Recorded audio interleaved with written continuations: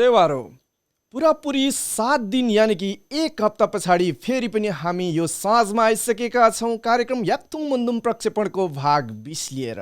यो भाग 20 त्यसै पनि विशेष बनाउने हाम्रो जमर्को छ, किनभने हामीले यो मुन्दुमका अलिक फरक पाटोबाट हामी यसलाई पस्किने प्रयास गरिरहेका छौँ। हामी आज कुनै एउटा विशेष विषयवस्तुमा र केही सृजनाहरू पनि लिएर आएका छौँ र सृजना हाम्रो मात्र होइन, विशेष व्यक्तित्वको सृजना रहनेछ आजको यो बसाइमा। हामी को व्यक्तित्व भनेर एकछिनमा चिनाउँछौँ। अहिलेलाई भने हामी फेरि तपाईँहरूलाई स्वागत गर्दछौँ नेपाल एचडी स्टुडियोको लाइभ प्रसारणमा जोडिनुभएका तमाम देश विदेशमा रहनुभएका सम्पूर्ण महानुभावहरूमा फेरि पनि एकमुष्ट सेवारो भन्दै म नवीन सुहाङ सङ्मी र मलाई यो कार्यक्रमको लागि सहजीकरण र सरलीकरण र विषय उठानको लागि साथ दिँदै हुनुहुन्छ मुन्दुम अध्ययन प्रतिष्ठान हङकङका अध्यक्ष भूपेन्द्र चेम्जोङ मुक्कुमज्यू। सेवारो यस कार्यक्रममा जोड्नुभएका सम्पूर्ण तुतु तुम्याङ यक्ला सुहाङमा नालिगेन थाङबेन सिसागेन मेन्छिन फुनुसा कायो काइसोदो केरेकहरूमा म लुङबेन्दिङ सेवारो भन्न चाहन्छु र यहाँलाई स्वागत गर्न चाहन्छु। आज विशेष कार्यक्रम छ भनेर चाहिँ अघि भनिसक्नु भएको छ हाम्रो प्रस्तुता नवीन सुहाङज्यूले र अब आज हामी पक्कै पनि एउटा विशेष कार्यक्रम लिएर आएका छौँ र कार्यक्रम आज विशेष गरी फुल र सिर्जना सम्बन्धी केही कुराहरू रहनेछन् र यो हामीले आज यो फुलको विषय किन चुज गऱ्यौँ, किन रोज्यौँ भन्दाखेरि लिम्बू विशेष गरी याक्थुङ लिम्बूहरूको समाजमा फुलको ठुलो महत्त्व हुन्छ। हामी जीवनको प्रतीक फुलबाट हामी फुललाई मान्छौँ र मृत्युको प्रतीक पनि फुल हुन्छ। हामीसँग चाडपर्वहरू पनि फुलका प्रतीकहरू हुन्छन् र त्यसै गरी हाम्रा जति पनि हाम्रा के अरे दैनिकीहरूमा पनि हामीले फुलको एउटा प्रतीकको रूपमा हामीले प्रयोग गरेको हुन्छ। त्यसैले गर्दाखेरि हामी यस विषयमा पनि हामी कुरा गर्छौँ र यो विषयलाई अब उठान गरिदिनुको लागि अब विशेष अतिथिलाई बोलाइदिनु हुन म फेरि पनि नवीन सुहाङ सङ्मीजीलाई म अनुरोध गर्न चाहन्छु। धन्यवाद मुक्कुमज्यू। आजको हाम्रो यो विशेष बसाइमा विशेष अतिथि अथवा विशेष व्यक्तित्वलाई हामीले निम्त्याएको छौँ। उहाँ हुनुहुन्छ किराँत याक्थुङ चुम्लुङ नेपालका केन्द्रीय सचिव तथा मुन्दुमविद, कवि तथा कलाकार व्यक्तित्व यासेली योङयाङज्यू। यहाँलाई हाम्रो कार्यक्रममा विशेष स्वागत छ। स्वागत छ सेवारो। सेवारो हजुर। सन्चै हुनुहुन्छ? ठिकै छु। ठिकै हुनुहुन्छ? ठिक हुनुपर्छ है, अहिले अवस्था त्यस्तै छ होइन। अहिले नेपालमा कोरोनाको प्रभाव अत्यन्तै बढिरहेछ, बढ्ने रेसियोमा चढिरहेछ भनेर हामी यहाँ न्युजहरू पढ्छौँ। हामी प्रदेशमा रहेकाहरूलाई कति नरमाइलो लाग्छ, तपाईँहरूलाई देख्न पाउँदा पनि, तपाईँहरू सकुशल रहनुभएको देख्न पाउँदा पनि खुसी लागेको हुन्छ। के छ अहिलेको अवस्था, कोरोनाको अवस्था नेपालमा? अब नेपालमा एक किसिमको हाहाकार मचिरहेकै अवस्था हो। अब यहाँको खबर विशेषतः हामीलाई भन्दा पनि छिटो चाहिँ तपाईँहरू जस्तो देश बाहिरकोलाई छिटो पुग्छ। अहिलेको यो विभिन्न माध्यमहरूले, सञ्चारका माध्यमहरूले, त्यसै गरी यो सञ्जालहरूले गर्दाखेरि सबैमा छिटो पुग्छ। त्यसैले यहाँको चाहिँ यहाँहरू सबैलाई जानकारी छ भन्ने म ठान्दछु। एक किसिमले नेपाल भयावह स्थितिमा छ। न देशले अब कोरोना कन्ट्रोल गर्न सक्छ, न जनता आफू चाहिँ नि आइसोलेसनमा बस्न सक्ने स्थिति नै बन्यो, न सरकारी आइसोलेसनमा बस्न सक्ने स्थिति बन्यो, न अब उपचारको लागि सरकारले न के अरे दुखी गरिबहरूलाई सहयोग गर्यो, न गरिबहरूको दुखीहरूको के अरे त्यो सेवा लिने पहुँच नै भयो। तसर्थ एक किसिम एउटा भयावह स्थिति नै हो यो। अहिलेसम्म सरकारले दिएको भनेको तपाईँहरूले पनि सुन्नुभएकै होला, अहिलेसम्म खालि 5 किलो चामल र 1 किलो दाल अनि 1 पोका तेल चाहिँ 2-3 परिवारलाई बाँडेर दामासाहीले दिएको बाहेक यो 5-7 महिनामा कुनै पनि राहत सरकारले दिन सकेन। बरु उल्टै विभिन्न देश विदेशबाट विभिन्न विश्व बैंक लगायत थुप्रै संस्थाहरूबाट पैसा लियो, सहयोग कोरोना नियन्त्रणको लागि पैसा लियो। अनि यो देशको नागरिकहरूलाई पनि हिजो कोरोनाको यो पीसीआर टेस्टदेखि लिएर अन्य टेस्टहरूमा 5500, 1500 हुँदै 5500 हुँदै अहिले घटाएर 2700 पुगेको छ। अहिलेसम्मको डाटामा झन्डै 14 लाख क्रसले चेक गराएका छन्। त्यो सबैको 3000 को दरले हिसाब गर्दा पनि यहाँ अरबौं पैसा उठेको छ। तर राज्यले अहिले पनि देखाउँदैछ लगभग 15-16 अर्ब कति पैसा सकियो। आजभन्दा 2-3 महिना अगाडि नै 13 अर्ब त सकिसक्यो भनेर देखाएको थियो। त्यो पैसाहरू कहाँ जान्छ, केमा सकिन्छ, अहिलेसम्म जनतालाई चाहिँ थाहा छैन। अत्यन्तै भयावह छ। एक किसिमले भयावह स्थितिमा पुगेकै हो। यो असहज स्थितिमा सबै देशमा रहनुभएका जो कोरोनाले प्रभावित रहनुभएका जो बिरामी हुनुहुन्छ उहाँहरू सम्पूर्णलाई शीघ्र स्वास्थ्य लाभको कामना भन्दै आजको यो कोरोनाको कहरलाई यतिमै थाती राखेर हामी हाम्रो बसाइको गन्थनतिर अगाडि बढौँ होला। कविज्यू, आज हामीले हाम्रो कार्यक्रमको तपाईँ 20औं भागमा हुनुहुन्छ र 20औं भागको हाम्रो शीर्षक रहेको छ सिङ्जाङ्गो फुङ र सृजनाहरू। आज पक्कै पनि तपाईँ हाम्रा सृजनाहरू नै यहाँ पस्किनेछ। सबैभन्दा पहिले हामी सिङ्जाङ्गो फुङका बारेमा कुरा गरौँ र कार्यक्रमको यो सुरुवात पनि यसैबाट सुरु गरौँ। के छ त कविज्यू, सिङ्जाङ्गो फुङ याक्थुङ मुन्दुमभित्र यसको के महत्त्व छ? सिङ्जाङ्गो फुङ एउटा कठोर साधनाको प्रतीकको रूपमा पनि लिम्बूले ग्रहण गर्छन्। सिङ्जाङ्गो फुङ जस्तो सुकै त्यो जाडो होस् या गर्मी होस् त्यहाँ पनि फुल्न सक्ने एउटा कठोरताको प्रतीकको रूपमा पनि लिम्बूहरूले यसलाई ग्रहण गरेको छ। र अर्को कुरा, बिना फुल अर्थात् बिना सुन्दरता पनि मिठो सुवास छर्न सकिन्छ भन्ने चाहिँ सिङ्जाङ्गो फुङ एउटा उदाहरण हो। यसको मानेमा यो उदाहरणीय रूपमा पनि सिङ्जाङ्गो फुङलाई लिम्बूहरूले स्वीकार गरेको देखिन्छ, अर्थात् हामीले स्वीकार गरेका छौँ। किनभने सिङ्जाङ्गो फुङ लेकमा पनि फुल्छ र सिङ्जाङ्गो आउलमा पनि हुन्छ, तर यो फुल्दैन। नफुले तापनि यसको वासना एकदमै यसको मनमोहक हुन्छ। यो सिङ्जाङ्गो फुङ चाहिँ एक किसिमको एकदमै यसको वासना बहुत मिठो हुन्छ। मैले सुन्न अब आफैले चाहिँ जानेको देखेको चाहिँ छैन, तर यो कतिपय त यो बटुलेर विदेशतिर निर्यात हुन्छ भन्ने पनि सुनेको छु। यसबाट चाहिँ राम्रो राम्रो अत्तरहरू चाहिँ प्रोडक्ट हुन्छ भन्ने, निर्माण हुन्छ भन्ने मैले सुनेको छु। यो अब हामीले कति प्रयोग गर्न सक्यौँ सकेनौँ थाहा छैन। तथापि हाम्रा बाउ बाजेहरूले, हाम्रा पूर्वजहरूले चाहिँ यसलाई एउटा सुवासनाको प्रतीक भनेर चाहिँ पहिल्यैदेखि यिनीहरूले पत्ता लगाइसकेका छन्। जस्तो कि ढाकरमा भारी बोकेर 5-7 दिन हिँड्दा नुहाउनु पाउँदैनथे। 5-7 दिन हिँड्दा के अरे उनीहरूले चाहिँ सरसफाइ गर्न पाउँदैनथे, जिउहरू गनाउँथ्यो होला। कैयौँ पसिना र दिउँसोभरको पसिना बेलुका पखाल्न पाउँदैनथे होला, किनभने त्यो पखाल्ने सुविधा भएको ठाउँहरूमा उनीहरू पुग्दैनथे होला।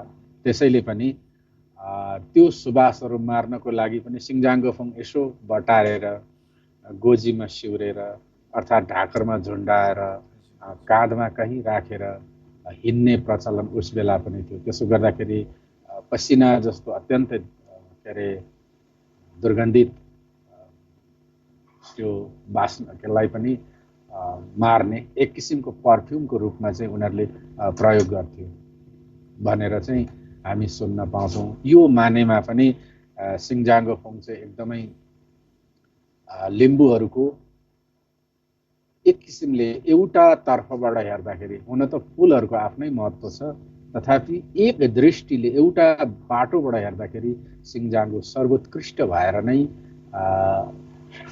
लिम्बूहरूले यसलाई मानेका हुन्। हुन त लिम्बूहरू आफैमा फुललाई जीवनको प्रतीक ठान्छन्। जीवनभित्रै यिनीहरूले फुलहरूभित्रै आफ्नो जिन्दगीहरू खोज्छन्। फुलहरूमै वैरभावहरू हुन्छ। फुलका रङ्गहरूमै प्रेमहरू प्रस्तुत गर्छन्। फुलहरूको रङ्गमै आफ्नो प्रेमिल भावहरू प्रकट गर्छन् र आफ्नो प्रस्तावहरू प्रस्तावित गर्छन् र त्यस के अरे अस्वीकारको प्रतीक पनि फुलहरू मानिन्छ। र हुनु त अब यो भोलिको भविष्यहरू हेर्दा अर्थात् त्यसलाई एक किसिमको भोलिको भविष्य खुट्याउनलाई पनि फुलहरूको प्रयोग गरिन्छ र फुलभित्र चाहिँ असङ्ख्य ओखती मूलहरू, प्राणदायी जीवनदायी ओखतीहरू फुलभित्र लिम्बूहरूले खोज्ने गर्छन् र भेट्छन् पनि र भेटिएका पनि छन्। र अर्को मानवीयता र दानवीयताको प्रतीकको रूपमा पनि फुलहरू छन्। जस्तो सेकमरी मानवीय भयो भने अन्धङफुङ चाहिँ दानवीय अर्थात् बाबरी फुल चाहिँ दानवीयताको प्रतीकको रूपमा लिम्बूहरूले मान्छ र यसलाई चाहिँ कुनै पनि पूजाआजामा बाबरी फुल प्रयोग गरेको पाइँदैन। त्यस्तै यो सिङ्जाङ्गो फुङ पनि पूजाआजामा प्रयोग भएको पाइँदैन, तथापि यसले चाहिँ यो भित्र एउटा प्राणदायी ओखती छ। यसभित्र चाहिँ कठोर साधना र परिश्रमको प्रतीक हो यो, र यो चाहिँ के अरे यसको बिना सौन्दर्यता पनि सुवासको एउटा मिठो प्रतीक हो भन्ने प्रतीकको रूपमा चाहिँ लिम्बूहरूले यसलाई ग्रहण गरेको पाइन्छ। र तसर्थ विभिन्न ठाउँमा गीतहरू सङ्गीतहरूमा यसको चाहिँ प्रयोग शब्दहरू प्रयोग गरेको पाइन्छ। र विशेष गरी के अर्थात् च्याब्रुङ बजाउँदाखेरि देब्रे हातले बजाइने जुन एउटा के अरे गज हुन्छ, यसलाई नै यो फुलको प्रतीक भनेर यसलाई त सिङ्जाङ्गे अर्थात् साङ्गे सिङ त्यसरी पनि भनेको पाइन्छ। यसो थुप्रै अर्थहरू छन्, मैले थोरै मात्रै व्याख्या गर्न सकेँ होला। यासेलीजी, अनि यो फुलको विषयमा धेरै भनिसक्नुभयो, तैपनि म अलिकति केही कुराहरू यहाँ थप्न चाहन्छु। केही जिज्ञासाहरू छन्। जस्तो हो वास्तवमा के अरे लिम्बू समाजमा फुलहरूको महत्त्व अत्यन्तै ठुलो छ। अघि पनि भनिहाल्नुभयो, जीवनदेखि मृत्युसम्म जीवनको प्रतीकको रूपमा सेकमुरी होइन लाई लिइन्छ भनेदेखि मृत्युको प्रतीकको रूपमा अन्धङलाई लिइन्छ होइन। त्यतिखेरको चाहिँ होइन, मृत्यु होइन, यो चाहिँ दानवीय प्रतीक हो। अथवा हामी त्यसरी पनि लिन सकिन्छ। मृत्युको प्रतीक त फेरि त्यो मिक्चिरी फुङ भन्ने पनि छ एउटा होइन, त्यो पनि छ। तर हामीले त्यसरी पनि व्याख्या गर्न सकिने स्थिति रह्यो। र के अरे त्यति मात्रै नभएर हाम्रो फुल त जस्तो चाडपर्वहरूलाई पनि फुलले चाहिँ प्रतिनिधित्व गर्दछन् होइन। जस्तो पैयुँ फुल्दाखेरि चासोक तङ्नाम मनाइन्छ, के अरे कक्फे वा तङ्नाम चाँप फुल्दाखेरि मनाइन्छ, आरु फुल्दाखेरि या तङ्नाम मनाइन्छ, सिमी फुल्दा शिक्षकवा तङ्नाम मनाइन्छ होइन। यसरी फुलको चाहिँ महत्त्व त अब जीवनमा अघि नै भनिसक्नुभयो, एउटा हरेक ऋतुहरूलाई चाहिँ बुझाउने एउटा पर्वहरूलाई पनि के अरे प्रतिनिधित्व गर्ने फुल त भयो। आँखी ढाईको चाहिँ फुल पनि फुलै हुन्छ होइन, त्यसलाई जनाउने पनि। जस्तो गुराँसको फुललाई आँखी ढाईको फुल भनिन्छ के अरे होइन, त्यो पनि छ। र आँखी ढाई हटाउनको लागि पनि फुल नै प्रयोग गरिन्छ फेरि। अनि यसमा यो यति चाहिँ फुलको महत्त्व लिम्बूहरूमा छ। र यसले अलिकति म यतापट्टि हाम्रो एउटा धार्मिक र विशेष गरी यो तिहार पनि नजिकै आयो होइन, त्यतापट्टि अलिकति जोडौँ है त यासेलीजी। जस्तो अहिले के छ भन्दाखेरि हाम्रो लिम्बूहरूले मलाई जहाँसम्म लाग्छ, म सानो हुँदाखेरि भनेपछि आजभन्दा लगभग के अरे 30-35 वर्षसम्म अगाडिको कुरा मात्रै गर्ने हो भने पनि 35 वर्ष अगाडिको कुरा मात्रै गर्ने हो भने पनि हाम्रो समाजमा म बसेको ठाउँमा जस्तो पान्थर मा चाहिँ के अरे यो के अरे द्वितीयको चलन थिएन। भाइटिका लगाइँदैन थियो। भाइटिकामा फुल लिया हुन्छ, फुलको माला लगाइन्छ होइन। तर यस पछाडि चाहिँ अहिले व्यापक आएर लिम्बुहरूले फुल चाहिँ लियादिया गर्ने चाहिँ चलन चलाइरहेछ र मुन्दुममा चाहिँ फुल लियादिया गर्नुहुन्न लिम्बुहरूले भन्ने चाहिँ उल्लेख गरिएको छ भन्ने सुनिन्छ। तर यसमा चाहिँ के छ अलिकति यो के अरे समयमा विशेष यो चाहिँ चाडको समयमा तपाईँले केही कुरा भनिदिनुहुन्छ कि यो विषयमा? धन्यवाद छ भूपेन दाई। विशेषतः यहाँले इङ्गित गर्नु खोज्नु भएको चाहिँ यो तिहारको विषय नै हो भन्ने मैले महसुस गरेको छु। तिहारमा हाम्रो त्यत्रो फुलकै प्रचलन छ र फुल नै गर्नुपर्छ, प्रयोग गर्नुपर्छ भन्ने चाहिँ मुन्दुमले निर्दिष्ट गरेको मैले चाहिँ पाएको छुइनँ। म अनभिज्ञ पनि हुन सक्छु। अर्को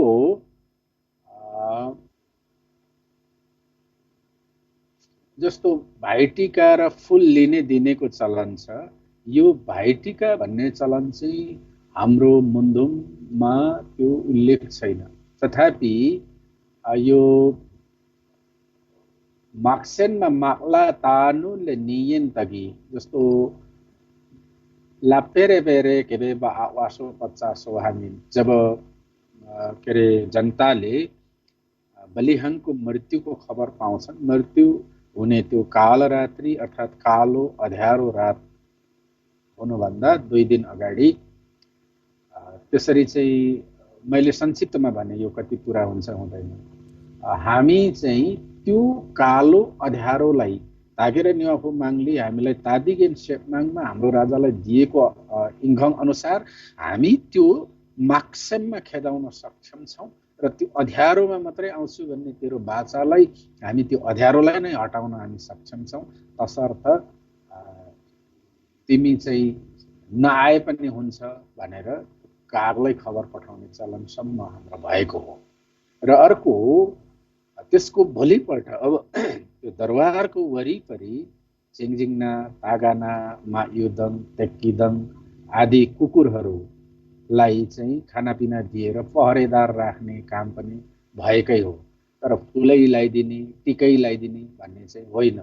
र अर्को यो गाई तिहार, गोरु तिहार, भाइ तिहारहरू चाहिँ हाम्रो मुन्दुममा छैन। जब अँध्यारो कालरात्रि त्यो अन्धकार आउँदैछ, त्यो रात सबै आँगन आँगनमा बत्तीहरू बालेर, विभिन्न के अरे दियोहरू बालेर, आगोहरू बालेर, धुनीहरू बालेर चाहिँ त्यो अँध्यारोलाई लखेट्न प्रजाहरू चाहिँ गाउँ गाउँमा, घर घरमा कोही सुते कि भनेर चाहिँ बलिहाङ हिममा फाआसिरो, इङ्गुम हङ्सी हिममा फाआसिरो भन्दै त्यो चाहिँ गाउँ गाउँमा त्यसरी मान्छेहरूले नसुत्नको लागि, कोही सुते कि भनेर जगाउनको लागि उर्दीहरू स्वतस्फूर्त रूपमा उर्दीहरू जारी गर्दै हिँडेको त्यो रात हिँडेको पाइन्छ। र जब त्यो रात त्यसरी हिँडेपछि दोस्रो रात चाहिँ उनीहरूले चाहिँ जब उज्यालो हुन्छ रातभरि, अनि त्यो उज्यालोमा चाहिँ राजालाई फेरि जीवित भेट्छन् बलिहाङलाई। त्यसरी के अरे जीवित भेट्दाखेरि चाहिँ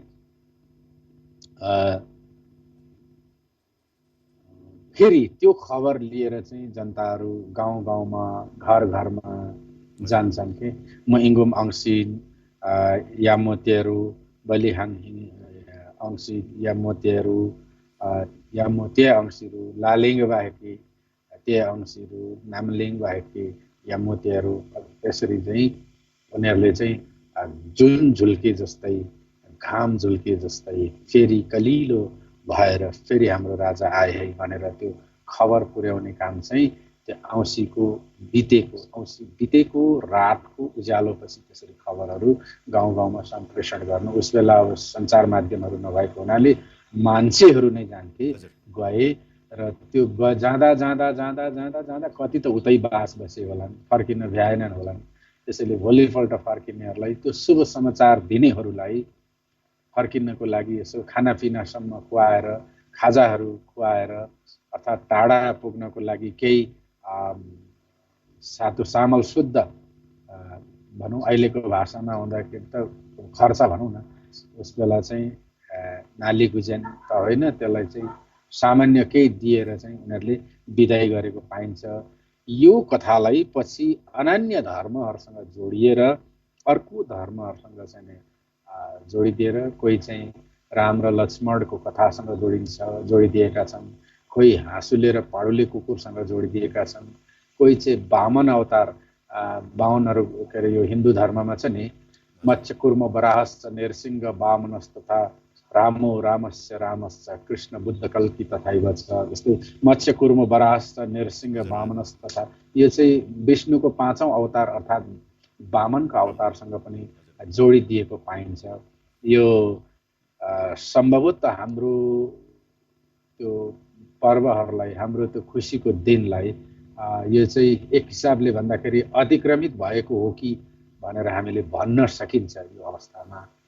त्यसरी अब तपाईको प्रश्नको मूल चाहिँ के हो भनेदेखि, लिम्बूहरूले विशेष गरी हामीले फुल आदान प्रदान गर्न पाइन्छ कि पाइँदैन भन्ने हो।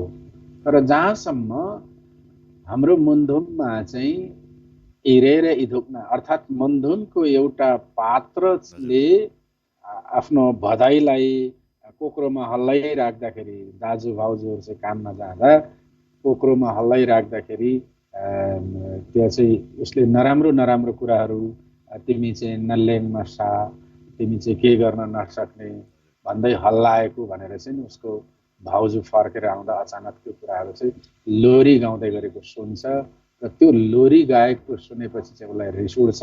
रिस उठेर त्यही आफ्नो श्रीमानलाई भन्छ र श्रीमान र श्रीमती मिलेर चेलीलाई मार्ने कोसिस गर्छन्, षड्यन्त्र गर्छन्। तर त्यो मार्दा पनि अब सिधै मार्दा त पाप हुने भयो। तसर्थ त्यो माइतीले चाहिँ उसलाई चाहिँ फुलले फकै हानिदिन्छ चेलीलाई। लिने दिने त होइन, फुलले हान्न पनि वर्जित छ भन्ने चाहिँ यो मुन्धुमबाट चाहिँ हामीले बुझ्नुपर्ने हुन्छ। र त्यही जहाँ फुलले हान्यो, नुबुन बुकम्यान अर्थात् उसको वक्षस्थलमा फुलले लाग्छ, त्यो चेलीको वक्षस्थलमा, र पछि कालान्तरमा त्यो जहाँ फुलले लागेको थियो त्यही चाहिँ घाउ भएर उनको पछि मृत्यु हुन्छ। त्यो मृत्यु चाहिँ सबैले उसलाई चाहिँ यो चाहिँ आफै मरेको भनेर चाहिँ भन्न लगाउँछ पशु पन्छी सबैलाई। तर दुर्भाग्यवश एउटा सोझो लाटो कोसेरोलाई चाहिँ उसले भन्दैन र पछि लाटो कोसेरोले चाहिँ त्यो सत्य कुरा खोलिदिन्छ भनेर एउटा मुन्धुममा आउँछ।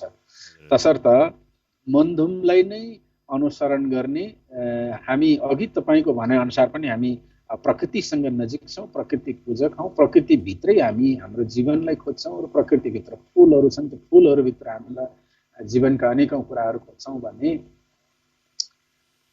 हामी प्रकृति पूजकहरूले फुल लिने दिने कर्म चाहिँ गर्नु हुँदैन भन्ने चाहिँ यो मुन्धुमले बुझिन्छ।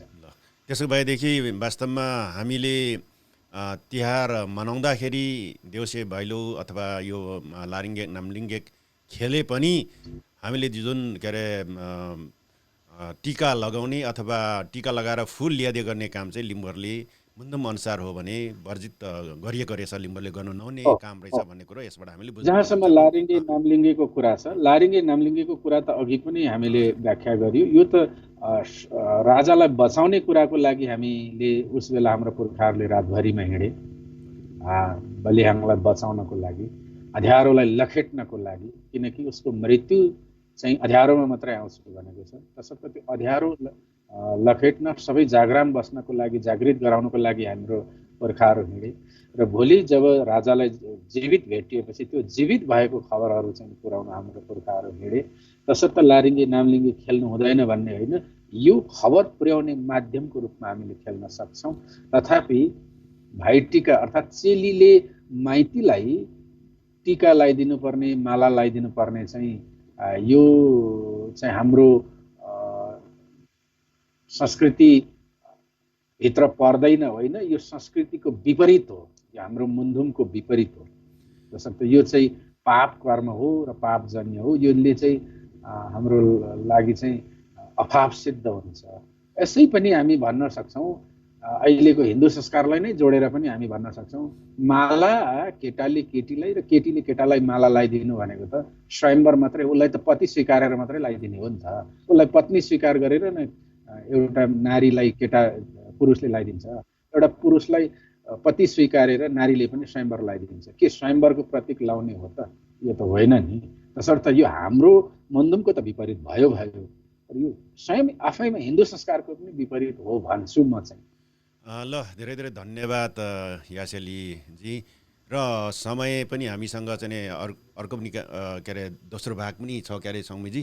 त्यसो भएको हुनाले अब हामी अर्कोतिर प्रवेश गर्ने कि अथवा केही कुराहरू सङ्मी तपाईँको छ? ठिकै छ, अब हामी समयको पाबन्दीलाई मध्यनजर गरेर हाम्रो अर्को सृजनाहरूको वाचन गर्ने कार्यक्रम पनि रहेको छ। त्यसैले आज हामीले कविज्यूलाई निम्तो गरेका छौँ। सबैभन्दा पहिले कविज्यूबाटै सुरु गरौँ। आज म विशेष गरेर तपाईँ एउटा हाम्रो चाहिँ धेरै कुराहरूमा होइन, धेरै मुन्धुमविदहरू आउनुभयो। क्या त्याक्तुम चुम्लुङ नेपालको केन्द्रीय सचिव हुनुहुन्छ, तर पनि म आज कवि भनेर चाहिँ तपाईँलाई बढी सम्बोधन गर्छु, किनभने आज तपाईँका सृजनाहरू हामी सुन्ने, हाम्रो कार्यक्रममा सुन्ने र सुनाउने हाम्रो कार्यक्रम रहेको छ। तसर्थ अब सुरु गरिहालौँ एउटा आजको पहिलो सृजना तपाईँको बाट कविज्यू। यहाँले मलाई कवि भनेर सम्बोधन गर्नुभयो, यहाँको त्यो महान मन भनेर म सम्झिन्छु। तर म आफूलाई त्यस्तो कवि भनेर ठान्दिनँ। सामान्य हाम्रो भाषा, संस्कार, संस्कृतिको संरक्षणको लागि लडिरहने एउटा योद्धाको रूपमा आफूलाई ठान्छु। जति बेला हामीसँग कथाहरू थिएन, कथा लेखिन्थ्यो, लेख्न सुरु गऱ्यौँ हामीले, कथाकार भइयो। गीतहरू थिएन, गीतहरू हामीले लेख्न सुरु गऱ्यौँ, त्यति बेला गीतकार भइयो। कविताहरू हाम्रो भाषामा थिएन, कविताहरू पनि एक दुईवटा लेख्न सुरु गऱ्यौँ, कवि भइयो। अब आज चाहिँ म एक किसिमले खिचडी भएको छु, के हो। फिल्महरू नहुँदा फिल्महरू गरियो, अभिनय गर्ने मान्छेहरू नहुँदा आफै पनि अभिनय गरियो, गाउने नहुँदाखेरि गाइयो, गायक भइयो। अब खेल्दाखेरि नायक भइयो, निर्देशन गर्ने नहुँदा निर्देशन गरियो, निर्देशक पनि भइयो। अब यतापट्टि गाउने नहुँदाखेरि गाइयो पनि, गायक पनि भइयो। थुप्रै निबन्धहरू, कथाहरू त्यस्तोहरू गर्दाखेरि उपमाहरू ढुन्डिँदै आए। तर म त्यो कुनै पनि उपमालाई यति मुन्धुमहरूको पनि अध्ययन गर्नुपर्छ, खोज अनुसन्धान गर्नुपर्छ भन्यो। लिम्बुवानको 9वटा जिल्ला लगायत इन्डियाका केही छिमेकी मुलुकका केही देश ठाउँहरूमा मुन्धुम अध्ययनको लागि हिँडियो। त्यति बेला मुन्धुमविद भइयो। तर म आफूलाई मुन्धुमविद पनि भन्न चाहन्न, कवि पनि भन्न चाहन्न, गीतकार, साहित्यकार, कथाकार केही होइन। म एउटा सामान्य मान्छे हुँ। जबकि हाम्रो संस्कृतिको उत्थानको लागि, हाम्रो भाषा, लिपि, संस्कारको लागि उत्थानको लागि अहोरात्र काम गरिरहनुपर्छ भन्ने मनसाय बोकेको व्यक्ति हुँ। तथापि यहाँले कवि भन्नुभयो, यहाँलाई धन्यवाद छ। म आज केही मेरो सृजनाहरू सुनाउँछु। पहिला म ख्यालीबाट सुरु गर्छु। यो ख्याली चाहिँ मैले खासाम एल्बमबाट, झुमा वनेनबाट निकालिएको खासाम एल्बम छ, त्यसबाट म लिइरहेको छु। यहाँ मैले हुन त त्यो 6वटै गीतहरू मैले तयारी गरिदिएको थिएँ। पालाम, मुन्धुम लगायत थुप्रै छ खासामभित्र, सबै मैले तयार गरेँ। त्यसभित्र एउटा ख्याली पनि तयार छ, त्यो ख्याली सुनाउने अनुमति चाहन्छु। पहिला केटाले भन्छ, ए नेति फोङखेममा फोङवामा ए पनोमा मेम्जी लुङवामा ए एक्सा खाम्बेको आयुङे सिन्ना हुदेसा नोरी आदुमे सिन्ना सफासिक एरी पारी ल आ मेम्जी रे पाना पाची ल आ अके सिक्पा तुङलो हाङ्गेन चिगे गमे लु सो मिप्ने। अब उता केटीले भन्छ मान्छेले ए लाभेन्नाङ ओते फिरिङ लिङ्सा तेमदानाङ मक्ते नामदाता निङवा सोपाने इक्ला ओता ngaang ito paheke a safadi ialang laksiro i sakthimno mimji taksiro i e akesik peli tondunglo adangbi thang angen jigela maangbi यसरी हामीले यतिमा सिद्ध्याएका छौँ। त्यसपछि मैले लगभग आजभन्दा 30 वर्ष अगाडि देखेको एउटा गीत जो निकै गाउँघरका साथीभाइहरूले गाउनु भयो। पछि यो सुनहाङ योङहाङले मुकुम्बा इक्ला भन्ने एल्बममा गाएका छन्। सुनहाङ र सावरा भाइहरूले विभिन्न गाउँहरूमा गाउनु भएको थियो। यो गीत एउटा सुनाउँछु यहाँहरूलाई। सिकुम्माङ होप मारे निङवाआङ होप मारे लाजेआङ आमान्दम याक्थुङ बसाहारे तगिरक लकमेनलु एगाङाङ इतुमलु नोनिङवा इतुम्माङ कानलाम मिल्लेरुमलु पोगिरो तेङजुमसी लछा पोखिरो नोनिङवा इतुम्माङ चाङजाङ पोगिरो। यो मैले लेखेको जागरणको गीतहरूमध्ये पहिलो गीत हो र सम्भवतः पोगी सोरी भनेर मैले लेखेको पहिलो तथा अन्तिम गीत पनि होला। मैले फेरि पोगिरो सोरिरो भनेर कहिले लेखिनँ। पछि चाहिँ माया प्रीतिका गीतहरू बढी लेखेँ। बरु घुमाएर जागौँ भन्ने जागरणका विभिन्न गीतहरू त लेखियो, तर यसरी पोगी सोगी अब अलझै युद्ध चौगी भन्ने चाहिँ लेखिएन। अर्कै तरिकाले अलिक घुमाएर लेख्ने प्रयास गरेँ, एउटा नयाँ आयाम दिने प्रयास गरेँ। कतिपयले मन पराउनु भयो, कतिपयले चाहिँ मलाई गाली पनि गर्नुभयो। यो यति बेला हामी जागरणको फेजमा कहाँ मायाप्रतिको कुराहरू मात्रै भनेर मैले बढी श्रृङ्गार रसका गीतहरू कविताहरू पढ्दाखेरि उहाँहरूले चाहिँ त्यसरी मलाई आरोप पनि लगाउनु भयो। थुप्रै छन् यस्ता तिता मिठा अनुभूतिहरू। हजुर हजुर हजुर। अनि यही मायाप्रतिका गीतहरू लेख्ने क्रममा चाहिँ कतिपय गीत चाहिँ निकै दर्शकवृन्दले मन पराइ पनि दिनुभयो। म सुन्छु सिक्किममा त एउटा गीत सुनेर धेरैले त्यही गीत सँगसँगै बिहे पनि गरे अरे भन्ने पनि सुने, खुसी पनि लाग्यो। गीतले बिहे गरायो। हजुर, त्यस्तो पनि सुन्यो, मजा लाग्छ। अब मैले देखेको गीत कविताहरू जिन्दगीमा जो जतिले जस्तो सुकै लेखे पनि, जतिसुकै दार्शनिक र दर्शनका कुराहरू लगाए पनि आखिर हामीले खोज्ने भनेको हामीले पाउने भनेको दुईटै चिज मात्रै हुन्। त्यहीँबाट मात्रै हाम्रा साहित्यहरू उत्पादन हुन्छन् र त्यसले चाहिँ बोकेको थिम दुईटा मात्रै हुँदो रहेछ। म अनभिज्ञ हुन सक्छु। एउटा चाहिँ जीवन जगतमा मेल खाने, अर्थात् हामीले जिन्दगीमा बेहोरिएका कुराहरू। एउटा चाहिँ परिकल्पनाका कुराहरू। यो गीत कविता कथा सबैमा यो नै लागू हुँदो रहेछ। परिकल्पना चाहिँ यस्तो हुन्छ कि त्यो धेरै टाढासम्मको कल्पना गरेर जो हाम्रो जीवन जगतभन्दा बाहिरको कुरा लेखिन्छ। तिमीलाई म त्यो सप्तऋषि ताराहरूमध्ये एउटा तारा ल्याएर तिम्रो निधारमा सजाउँछु। यो त कहाँ सकिन्छ र, एउटा कल्पना न हो। कविजी, म अलिकति तपाईँलाई सरी माफ गर्नु होला, तपाईँको छेउछाउमा कुनै एउटा डिभाइसहरू चलिरहेछ कि एकदम डिस्टर्बेन्स आइरहेछ? अरू कुनै डिभाइसहरू छ त्यहाँ? अरू कुनै मोबाइलहरू केही छ भने प्लिज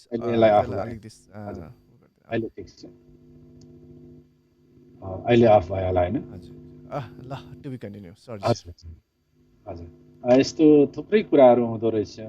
अनि तर मैले धेरै जस्तो चाहिँ जिन्दगीमा बेहोरिएका अर्थात् जीवनसँग सम्बन्धित गीतहरू लेख्ने कोसिस गरेँ र त्यसलाई कहीँ कहीँ अलिकति दर्शनले फ्युजन गर्ने अनि कहीँ चाहिँ परिकल्पनाले फ्युजन गर्ने कामहरू पनि प्रयास गरेँ। कति सफल भएँ असफल भएँ त्यो आफ्नो ठाउँमा छ। बढी जस्तो धेरै मैले अघि भने मायाकै कुराहरूलाई बढी उजागर गरेँ।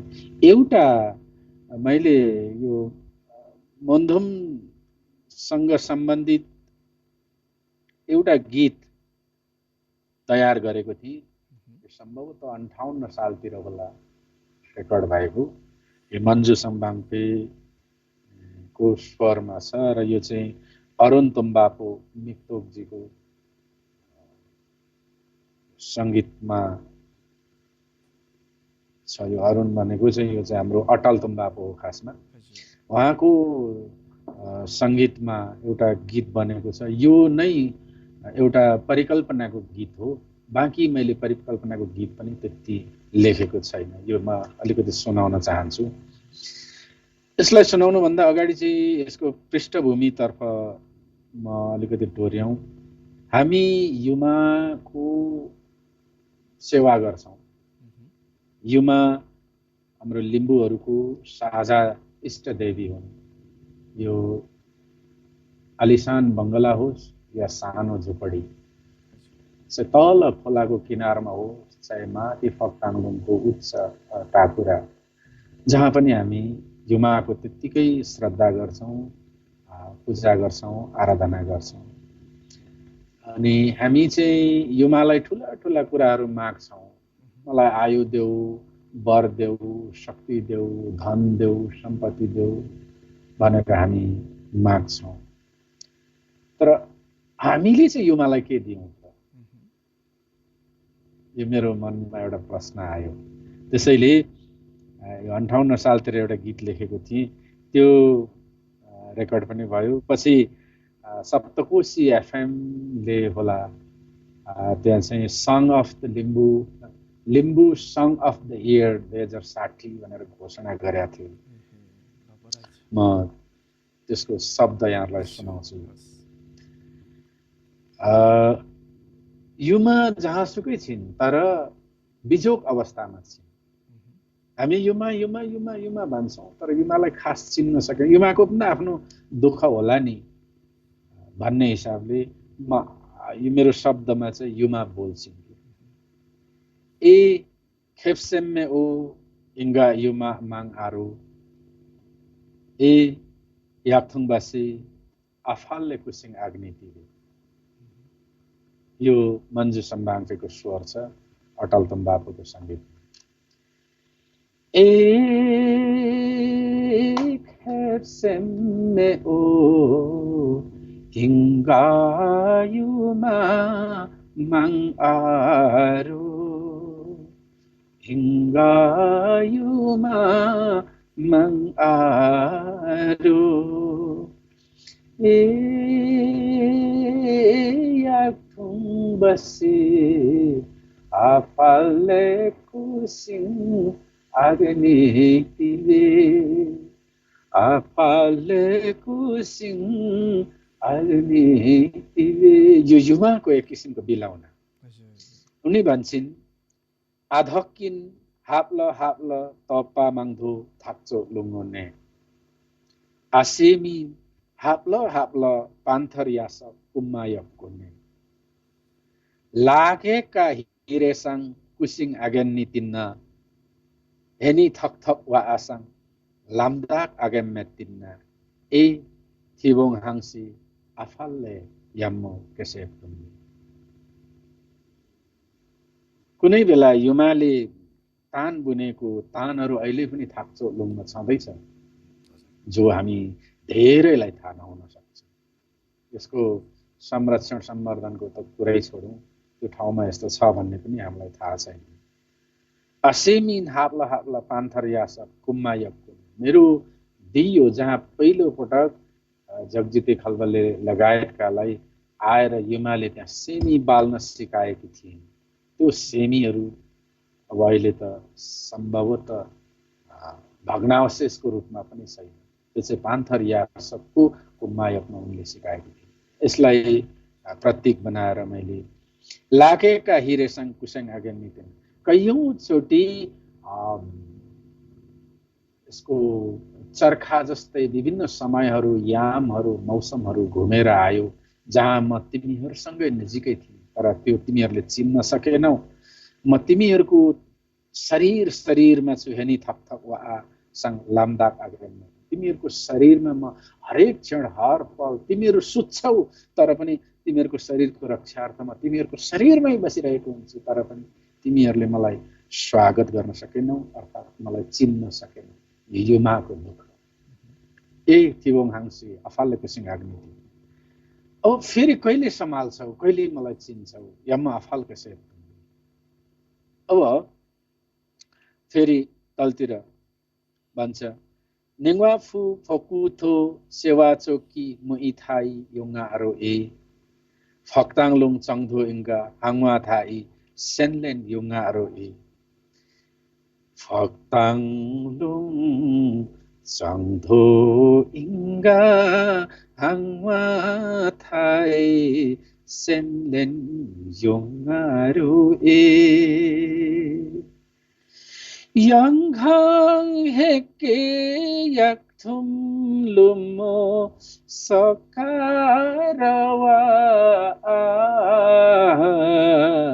surit heke yakthum lumo sakarawa जस्तो नेवाफु फकुतो सेवा चौकी म इथाई योङारो युमाले जति बेला बडो तपस्या गरेर कठोर समयमा तागेरा निवाफु याङदाङ फुकुमा गएर उनी उत्तर पूर्व अर्थात् को सेङ्योकेन मदन लेप्साङ हिसिङ यो गरेको तपस्या त्यत्रो हाम्रो लागि गरेको उनको दुःख र तपस्या अहिले पनि फकुतो सेवा चौकी म इथाएर म सेवा गर्दैछु तर त्यो तिमीहरूको लागि म तिमीहरूको आशीर्वादको लागि मैले सेवा गरिरहेको छु फक्ताङलुङ चङधो इङ्गा हाङवा था इसेनले निम्न फक्ताङलुङको टुप्पामा पनि अत्यन्तै जाडो र हिउँ या कठोर समयमा पनि जाडो होस् या गर्मी म हरेक पल राति होस् या बिहान होस् म तिमीहरूलाई आशीर्वाद दिइरहेको छु यहाँ माथि बसेर तिमीहरूलाई सबैलाई हेरिरहेको छु संसारमा भएका सम्पूर्ण प्राणीहरूलाई हेरिरहेको छु संसारमा भएका सम्पूर्ण मानवहरूलाई हेरिरहेको छु सबै पशु पक्षी प्राणी बोट बिरुवा विशेषतः प्राणीहरूको सर्वोत्कृष्ट प्राणी मानवहरू तिमीहरूलाई मैले आशीर्वाद दिएर बसिरहेको छु र म हरेक मौसममा जाडो होस् या गर्मी बसन्त होस् या शिशिर त्यो नदी जस्तो लगातार कहिले पनि नरोकिकन म तिमीहरूसँगै छु तिमीहरूकै उत्तरोत्तरको कामना गरेर शुभ आशीर्वाद दिइरहेको छु तर तिमीहरूलाई म नदी जस्तै भएर अर्थात् हावा जस्तै भएर कहिले त्यो चाहिँ नरोकिकन लगातार तिमीहरूसँग सँगै छु म तिमीहरूको शरीरमा छु नाङजङ हेक्की यङघङ वहङ हेक्की फेरि फिकाङ वा आवे मन्दुमलत पोखाङ मिसेत हेक्की मिदापुसीगाङ नेताङ ने आवे म नाङजङ यङघङ वहङ हेक्की फेरि चाहिँ त्यो हिउँको रासमा होस् चाहे अनकन्टार जङ्गलमा होस् तिमीहरूलाई एक किसिमको आवाज दिएर हिँडिरहेको छु म आखिर मन्दुम मात्रै भएको छु अहिले तथापि एउटा चाहिँ बाँकी छ त्यो चाहिँ मिधापुसीगाङ मिसे फेके जितारने अर्थात् खरानीभित्र एउटा सानो झिल्कोको रूपमा अझै पनि बाँचेको छु है मलाई चिन्छौ कि चिन्दैन यो माको एउटा उनको चाहिँ म खरानीभित्रको झिल्को भएर बसेको छु मलाई चिन्न सक्यौ भने म बल्न सक्छु अब चिन्न सकेनौ भने सम्भवतः यो खरानीभित्रै म नेप्न सक्छु यो माको व्यथा यो चाहिँ मैले परिकल्पना गरेर लेखेँ यो परिकल्पनाको एउटै मात्र गीत हो मेरो बाँकी मेरो कविताहरू कथाहरू उपन्यासहरू त्यस्तो नाटकहरू केही पनि मेरो परिकल्पनाका छैन प्राय जीवनसँग सम्बन्धितहरू मात्र छ एउटै मात्रै मैले जिन्दगीमा लेखेको परिकल्पनाको यो गीत यो एउटा मात्रै हो यसरी अब यसो यसो मायाका यसो गरौँ न अब त थुप्रै अँ, अहिले त्यो चाहिँ सुनाउने यदि समय मिल्यो भने सुनाउँदै जाउँला। मायाका त थुप्रै छन्, जीवन जगतका भनिहाल्यो धेरै छन्, तथापि मैले परिकल्पना गरेर लेखेको चाहिँ यही एउटा मात्र। यासलीजी अब यसो गरौँ न, अब यो के अरे हाम्रो दर्शकहरूलाई निकै बोर भइसकेको हुनसक्छ अब हाम्रो कथा सुनाउँदाखेरि पनि। त्यसो भएको हुनाले तपाईँ त अब हाक पारे पनि राम्रो गाउनुहुन्छ, बरु चाहिँ नि एउटा हाक पारे सुनाउने हो सुन्ने हो कि एउटा हाक पारे बिचमा एउटा सुनाइदिनु न त। म अब त्यस्तो गायक पनि होइन, अघि भने म कुनै कुराको पोख्त होइन, म एक किसिमको खिचडी हुँ। एउटा पालामी लयमा हामीले कोसिस गरेका थियौँ पहिला। यो म एउटा हाकपारे म भन्ने कोसिस गर्छु। यो किरण एकतेन दाईले गाउनु भएको छ मेरो लेखनमा। यो चाहिँ 2054 सालमा रेकर्ड भएको हो।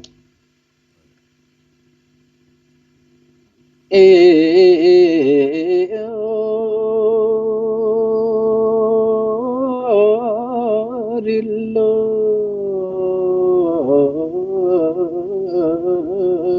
सकाए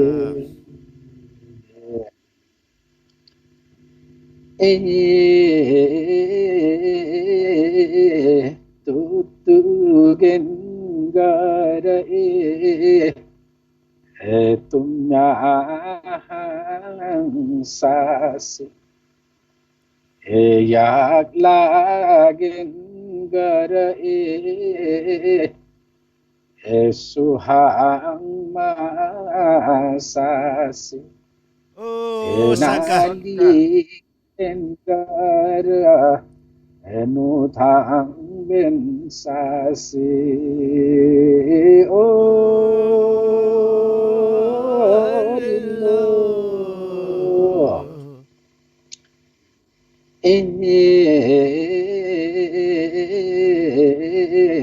आबु दिंगराए सानो अंकेन बासे थाबे दिंगराए पानो ang yambase yang singum gara mangena fungsi pubere kusing avere tumse o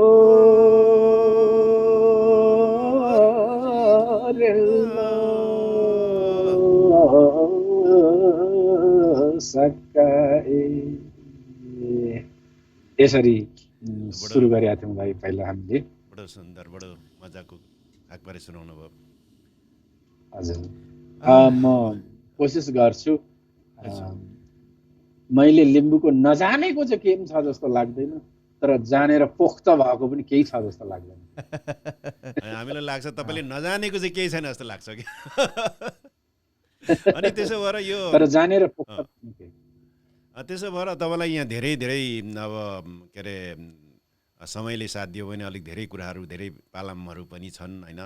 अन्य त्यो के अरे तपाईँको अहिले एउटा ऊ पनि छ नि, के भन्छ ऱ्याप, एउटा लिम्बू ऱ्याप पनि छ नि तपाईँको बनाउनमा। त्यो एउटा ऱ्याप पनि यहाँनिर निकै प्रस्तुत गर्दाखेरि राम्रो हुन्छ कि जस्तो लागेको छ। त्यो तपाईँको चाहिँ हामीले सुनेको सामान्य यही फेसबुकहरूमा पनि होइन, यसो चाहिँ मेसेन्जरहरूमा मात्रै तपाईँको ऱ्याप सुन्न पाइयो, ठाउँ ठाउँमा बेला बेला यसो सानोतिना कार्यक्रममा सुन्न पाइयो। यो एउटा ऱ्याप पनि एकचोटि सुनाउने हो कि?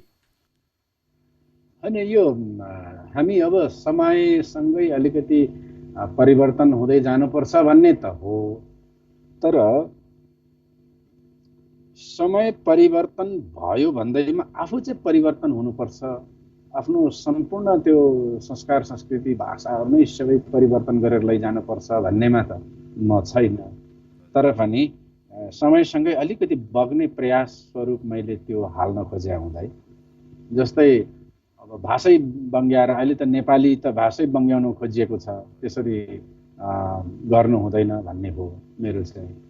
अब हामीले पहिल्यैदेखि भैँसी भनेको लेख्दा बोका भनेर लेखेको, यहाँ कसैले बोको बनाइदिया छन्। भैँसी भनेर हामीले लेख्थ्यौँ पढ्थ्यौँ, अहिले भुइसी भनेर बनाइदिया छन् है। अब डोका भन्छन्, खासमा डोको भनेर हामीले लेखेको, लेख्दा पढ्दा पनि डोको नै हुन्छ, अहिले डोका बोका यसरी चाहिँ नै सुरु भएको छ। भाषा बिगार्ने, यसरी बिगार्नुपर्छ भन्ने होइन, तथापि समयसँग अलिकति चल्नुपर्छ। अब अहिले चाहिँ ऱ्याप हाल्दाखेरि सङ्गीतलाई पनि अलिकति पाश्चात्य, त्यो भाषालाई नै पाश्चात्य बनाएर ऱ्याप हानेको पनि, बोलेको गाएको पनि त्यसरी देखिन्छ। म तिम्रो आँखामा, तिम्रोलाई किन तिम्रो बनाउनु पर्ने हो र होइन, त्यसरी त्यस्तै अब मैले पनि त्यसरी बनाउनु खोजेँ। म अलिकति तपाईँ यहाँ श्रोतागण र तपाईँको अनुरोधमा श्रोतागणलाई म सुनाउँछु, दर्शकहरूलाई। अब हामी पालामभन्दा ढिलो मात्रै गाउँछौँ होइन, हाम्रो अलिकति लाइफाइ, हाम्रो रहन सहन अनि हाम्रो त्यो बोलीचाली पनि ढिलो हुन्छ, लयात्मक हुन्छ बोल्दा पनि। ए कान्छे अता यथा सिंह बिहाउ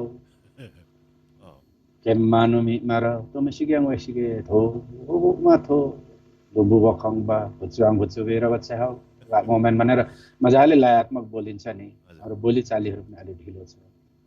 हौ केम्बा गम्बा सारिक सारिक केबे सुन हौ उधा बेलगा लुगु उधा फु तर जगा पोगन, यसरी अलि लयात्मक बोलिन्छ। त्यो छिटो गाउने छिटो गर्ने चाहिँ थिएन, त्यही पनि मैले के हुन्छ भनेर एउटा प्रयोग गरे हौँ, त्यतिकै नि। अब त्यस्तो छिटो चाहिँ बुझ्नु नपर्दो रहेछ। फेरि कोरियन सुनिन्छ मिठै लाग्दो रहेछ, चाइनिज सुन्दा मिठै लाग्दो रहेछ, अब अङ्ग्रेजी सुन्दा पनि मिठै लाग्दो रहेछ।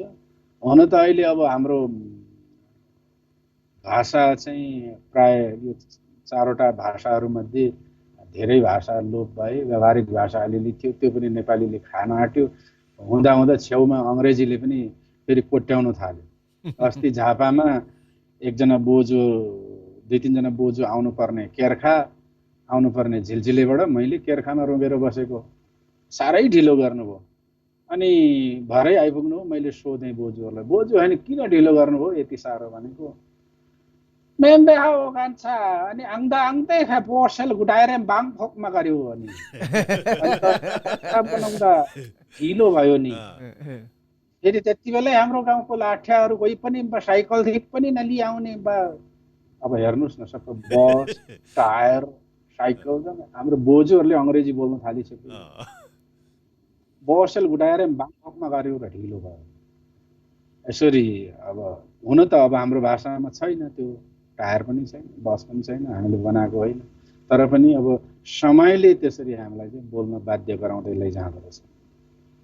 अब यहीलाई सम्झेर अलिकति बनाएको थिएँ मैले प्राय मनु नेम्बाङको गीतलाई अगाडि जोड्ने गरेको छु। त्योभन्दा सिलौटीको कोपमा सेक्वा थाबे पिछिङमा मल्ले निक्वा थाबे छिया, यति बेला के यही उसकै गीतको अन्त्यमा चाहिँ अलिअलि ऱ्याप हालिदिने त्यो प्रहसनको बेला कोसिस गरे आयो। या या ना बेके थो बेके केबा मेते केमा मेते यो बेके तिम फके थो दो बेके च्याब्रङ नुखे नुमा गरेर कट्ना फेते पाफेम गरेर सेवा मेते काली गुम्मा हदस्या नेप्टी गुम्मा फाचा भे काली गुम्मा हदस्या नेप्टी गुम्मा फाचा भे। ऱ्याप त आखिर जे बोल्दा म स्वर पनि अनि साह्रै स्वर पनि बनाउनु आएर उस्तै अब प्रयास चाहिँ थुप्रै गरियो।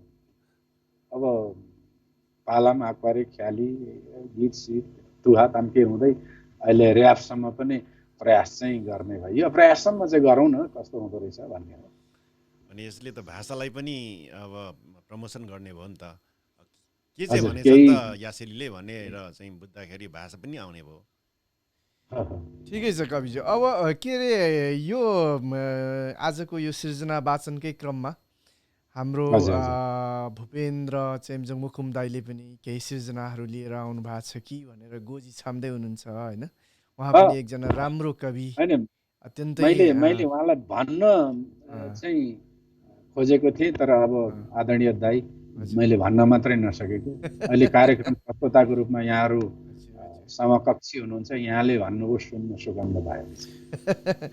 ल के होइन, छ त मसँग आज? त खास त्यस्तो सृजनाहरू त ल्याएको छुइनँ, तर पनि यो चाहिँ कस्तो भन्दाखेरि हामी जवान हुँदासम्ममा लगभग भनौँ न, हामी सानो हुँदाखेरि नै पनि हामी 15-16 वर्षको उमेर हुँदासम्ममा लगभग हाम्रो क्षेत्रमा नेपाली यो खस भाषाले प्राय लिम्बू भाषालाई निकै उछिनिसकेको अवस्था थियो।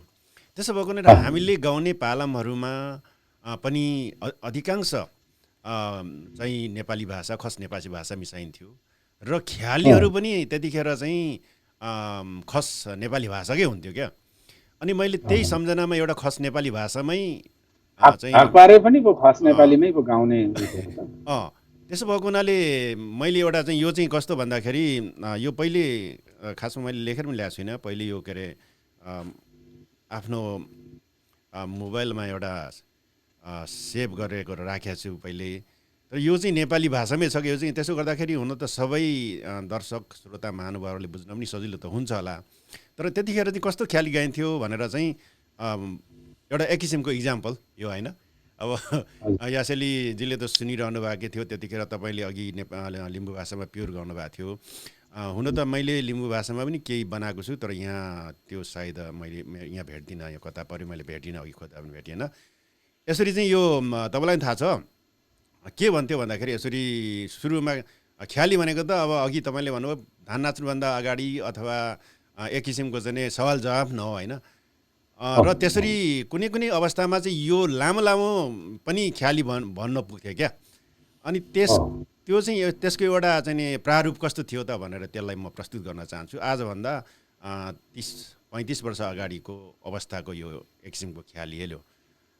यो चाहिँ यस्तो थियो, जस्तो केटाले के भन्दो रहेछ भन्दाखेरि नेपाली भाषामा, फुलटिपी लाहेब सुब्बेनी साहेब औलैको मेवा भुइँसोरी सेवा राजी नाम चिन्ती एक बच्चन बिन्ती मायामा माया मिसौँकी भन्छु निवेदन बिन्ती बिसौँकी भन्छु यस्तो न उस्तो सुहाउँदो न पुस्तो गबारे उखु लिम्बा नामेना सुहाउँदो न पुस्तो खेम्बा नामेना बाँसैको हुक्का आछिक्री थुक्का कपडाको टालो हाँडी जै कालो सिङ्गारी मेन्दा निङबारी फन्सिङ सिरुङबा मनाङ आदगी तोन्सिङ लेकाइको फोयो आयो ना गयो अम्लिसो कुच्चो पान्थरे पुच्चो भन्नुहुन्छ होला नि आदाङमासी हेकेसाङ ताइसाङ माली र गाइसाङ हेकेसाङ ताइसाङ खोला छ सानो फाटै छ ठुलो मान्छे त सानो आँटै छ ठुलो म बाख्रा घोर्ली ज्या पर्ली उत्तिसको हाँगा जन्मिँदै नागा घर भनौँ भने घर पनि छैन थर भनौँ भने थर पनि छैन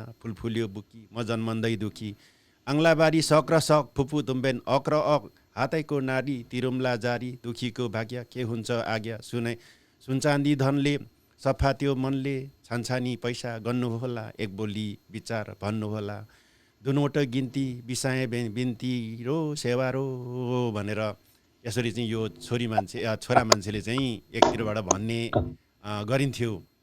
अब यसरी चाहिँ यो के अरे नेपाली भाषामा अब फेरि यसकै अब उत्तर पनि अब यसरी नै चाहिँ अब केटी पक्षबाट पनि आउँथ्यो।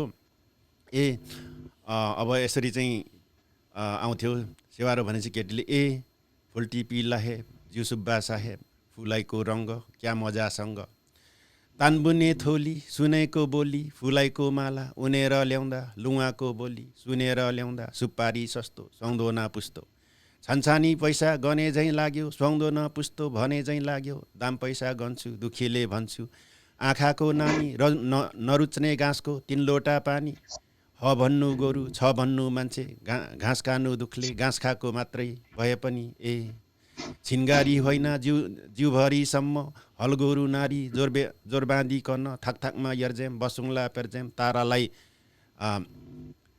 तारालाई मण्डल थाप्क्र थाप नेन्ने दुम्मन हाप्क्र हाप मेवालाई मेस्तै सोचेको यस्तै खेताला बोनी के हुन्छ गोली गिरगिरे गिन्ती दुखीको बिन्ती रो सेवा रो भनेर चाहिँ भन्ने यो के अरे एक किसिमको चाहिँ ख्याली यस्तो खालको थियो भनेर एउटा सम्झनाको लागि मैले चाहिँ यो तयार पारेको। एकदम राम्रो दाइ, यसमा एकदम राम्रो। यो चाहिँ तपाईँले यो दुईटै कुरा एकैचोटि प्रस्तुत गर्नुभयो। यसमा चाहिँ ख्याली हजुर ख्याली र तुहा पनि छ त्यहाँभित्र। यसमा चाहिँ मैले कतिपय चाहिँ के अरे यो शब्दहरू त्यतिखेर हाम्रै पुर्खाहरूबाट पनि मैले त्यो जुन जसले गाएँ अर्थात् हाम्रो गाउँमा प्रचलित शब्दहरू पनि मैले सापट्टि ल्याएको छु यसमा। सबै मेरो सिर्जना होइनन् यहाँ। यो यस्तो खालको ख्यालीहरू गाउँथ्यो जस्तो लाग्छ मलाई चाहिँ। होइन यो एकदमै त्यो हामीले पनि भेट्यौँ, दाइहरूले त झनै राम्ररी नै भेट्नुभयो होला यसलाई। एउटा हाम्रो संस्कृतिको अतिक्रमित पाटोको उर्वर समय थियो जति बेला, त्यति बेला चाहिँ थुप्रै हाम्रो पालामहरू नेपालीमा ख्यालीहरू तुहाहरू ताम्केहरू नेपालीमा गाउने प्रचलन थियो। त्यो चाहिँ बिस्तारै प्रचलित हुँदै हुँदै हुँदै हुँदै अहिलेसम्म पनि अब पालाममा चाहिँ नेपाली नै भन्ने चलन छ। अब सिटिजन घडी लेटै हुँदा संजोगले गर्दा भेटै हुँदा अब लेट सिटिजन घडी र लेट उता अङ्ग्रेजी समेत भनिसक्यो। अस्ति अब तम्बर खोलातिर चाहिँ अलिकति राम्रै होला, त्यता चाहिँ प्योर भाषा बोलिन्छ। मेरो अध्ययनकै क्रममा माथि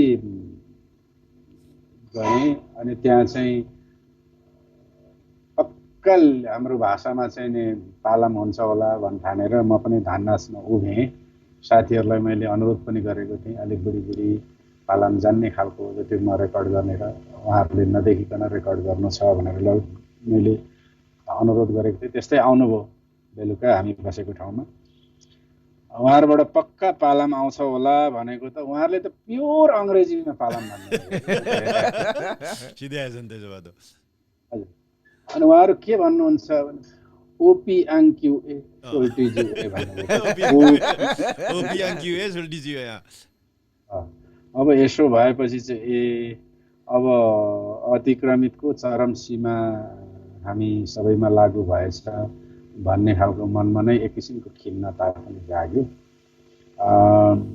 त्यो चाहिँ हाम्रो फुफू लगायत यो विशेष गरी बढी अतिक्रमित भएको चाहिँ 25 देखि 30 को दशक, एउटा दशकमा चाहिँ बढी हाम्रो भाषा हाम्रो त्यो सांस्कृतिक सङ्गीतहरूमा अतिक्रमित भएको पाइन्छ दाइ, होइन? अब दाइहरूले त्योभन्दा बढी पाउनु भएको होला, मैले चाहिँ त्यसरी पाएँ।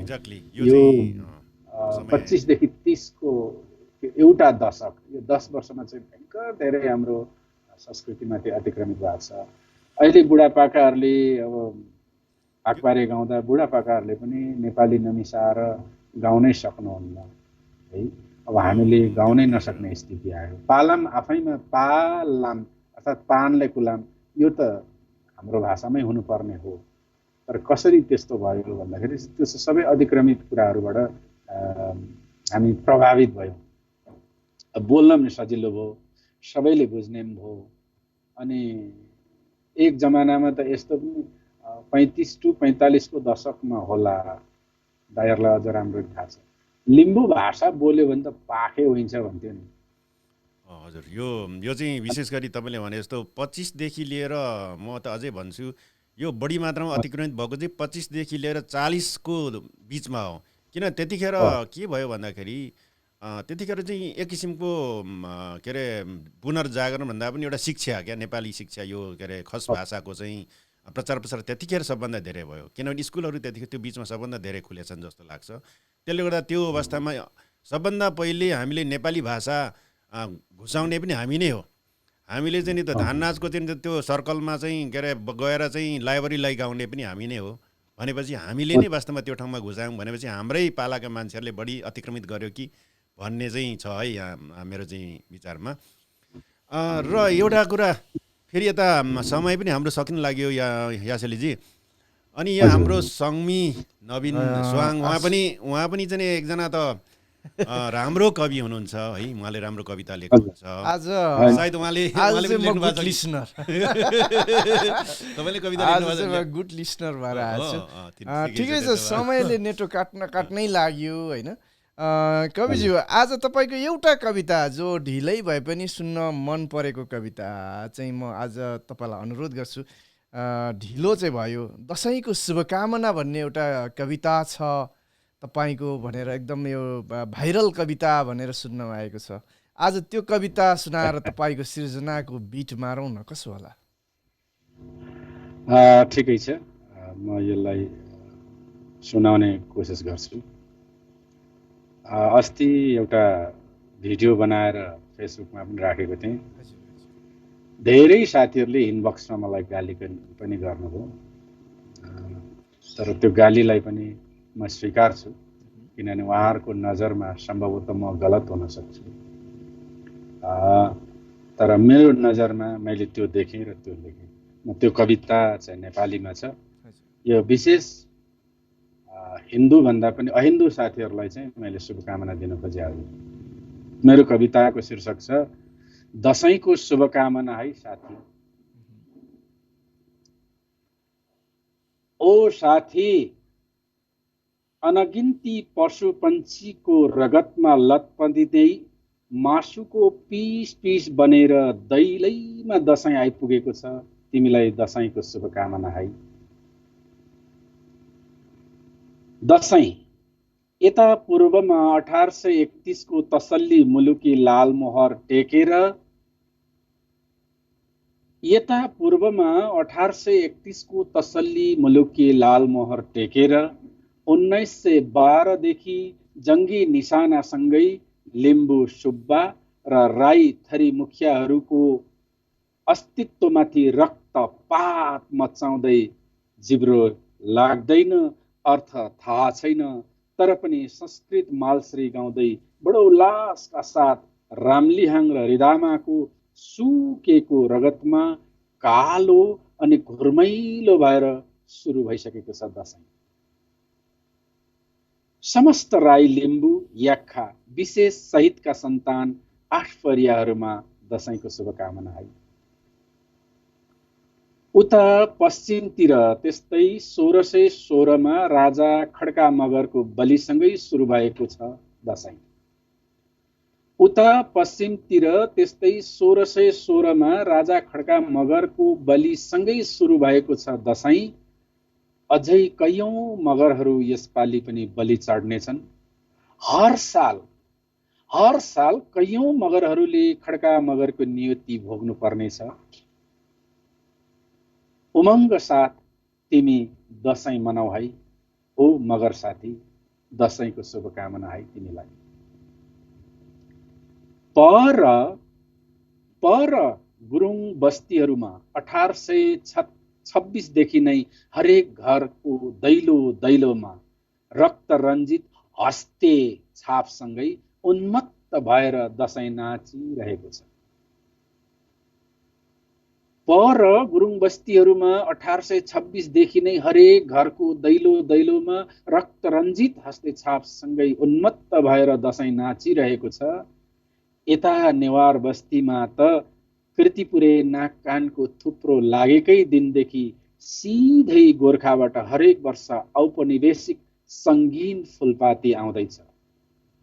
आहा, कति रमाइलो हगी, हर्षोल्लासका साथ धुमधाम मनाउनेछन् नेवारहरूले। ओ नेवार साथी, तिमीलाई दशैंको शुभकामना है। माथि सुनकोशीको तिरै तिर भएर, माथि सुनकोशीको तिरै तिर भएर तिमाल बेसीको बीचैबाट राजा रेन्जेन दोर्जेको षड्यन्त्रपूर्वक बलिसँगै सबैको सामाजिक काल बनेर तामाङ बस्तीमा अझै घुमिरहेको छ दशैं। ओ तामाङ साथी, अनेकौं शुभकामना है तिमीलाई। छिमेकी राष्ट्रबाट अतिवादी दानवीय अनि शोषकीय हिन्दू साम्राज्य फैलाउँदै, छिमेकी राष्ट्रबाट अतिवादी दानवीय अनि शोषकीय हिन्दू साम्राज्य फैलाउँदै हर्षोल्लासका साथ अतिक्रमित हाम्रो देशको चारैतिर दशैं भवानीको नाममा छम छम नाचिँदैछिन् र नाचिरहेकी छिन्। ओ साथी, अतिवादी हिन्दूहरूले जबरजस्त लादेको हिन्दू विरासत तिमीले थामिदिएको छौ।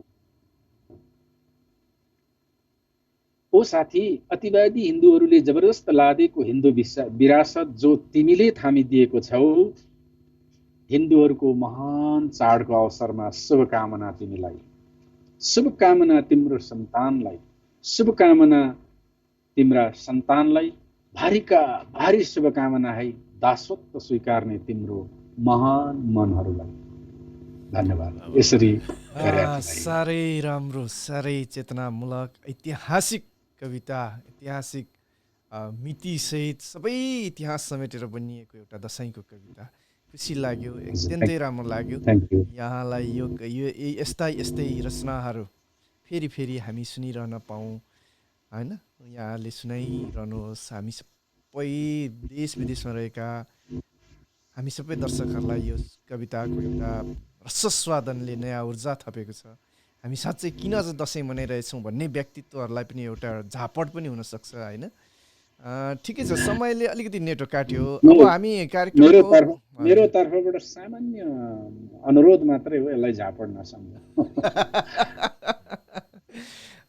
नेटो काट्नै आँटेको छ। हामी कार्यक्रममा केही कमेन्टहरू पनि आएका छन्। यी कमेन्टहरू केही पढौँ होला, थोरै कमेन्ट पढौँ, अनि पढ्दा केही प्रश्नहरू छन् भने अतिथिज्यूलाई अथवा कविज्यूबाट उत्तर आउनेछ होइन। पढ्न सुरु गरौँ किनभने समय छोटो छ। प्लिज प्राविधिकज्यू, हाम्रो टिभीको हाम्रो स्टुडियोको स्क्रिनमा आइसकेको छ। दिलीप खापुङज्यू हामीसँग अहिले सम्पर्कमा रहनुहुन्छ, हामीलाई हेर्दै रहनुभएको छ। त्यस्तै भीमा सावदेन सेवारो आदाङ बाहाङसी भनेर भन्नुभएको छ होइन। हामी सबैको तर्फबाट, अतिथिज्यूको तर्फबाट भीमा सावदेनसँग मेरो पनि राम्रो चिन्जान छ। उनी चाहिँ यता नेपालमा जसरी मनु नेम्बाङलाई पालामको स्वर किन्नेरी भन्छौँ, त्यस्तै सिक्किम स्वर किन्नेरी हुन् उनी चाहिँ भीमा सावदेन। स्वागत र धन्यवाद कमेन्टको लागि। सारिक नुबा ताजिङ वारै छ लु यरिक यरिक लुङमेन्दिन नुगेन लो भनेर भन्नुभएको छ उहाँले। त्यस्तै उहाँलाई सबै हामी तर्फबाट नगेन सेवारो। त्यस्तै सरिता लम्फुवा लिम्बुज्यूले सेवारो यासली दाई एन्ड अल टिम भन्नुभएको छ। हाम्रो तर्फबाट सेवारो र अतिथिज्यूको तर्फबाट पनि पक्कै पनि सेवारो छ। त्यस्तै यो चाहिँ एउटा हाम्रो अल्फाबेटबाट लेखिएको रहेछ। के छ मुकुमज्यू, के यसलाई तपाईँले के गर्न सक्नुहुन्छ? यो चाहिँ सोम चेम्जोङ रहेछ। हजुर, अब म पनि त्यति साह्रो उता छैन। आसेवारो आदाङबासे आदाङभासे भनेर चाहिँ भन्नुभएको छ। तुतु तुम्याङ यासेली आङ आसेवारो भनेर चाहिँ भन्नुभएको रहेछ। ल ओके, सेवारो तोन्दुङ भन्नुभएको रहेछ। सेवारो तोन्दुङ भन्नुभएको छ लास्टमा। हामी सबैको तर्फबाट सेवारो उहाँलाई पनि। त्यस्तै जय लिम्बुज्यूले लेख्नुहुन्छ भीमयोङहाङ गलत बलिहाङ को हो, यसरी अन्यल नबनाउनु। भीमयोङहाङ भन्नुभएको छ। अघिदेखि मैले यो चाहिँ कोड गरेर राखेको छु मैले पनि। हजुर, मिठो प्रश्न उठाइदिनु भएको छ उहाँले। हजुर, भीमयोङहाङ गलत अर्थात् मेरो साहित्यिक नामलाई छोडेर ओरिजिनल नाम हेर्ने हो भने चाहिँ म भीमयोङहाङ हो। भीमयोङहाङ गलत बलिहाङ को हो, यसरी अन्यल नबनाउनु। उहाँले भन्नुभएको सुझावको लागि धन्यवाद जय लिम्बुजी। बलिहाङ वास्तवमै लिम्बूहरूकै हो भन्ने ठोस छैन, सत्य यसरी नै बोल्नुपर्छ। तर यो बलिहाङ चाहिँ कोसँग जोडिन्छ भन्दाखेरि हाम्रै मगर साथीहरूसँग जोडिन्छ। अहिलेसम्मको इतिहासले त्यो पुष्टि गर्छ।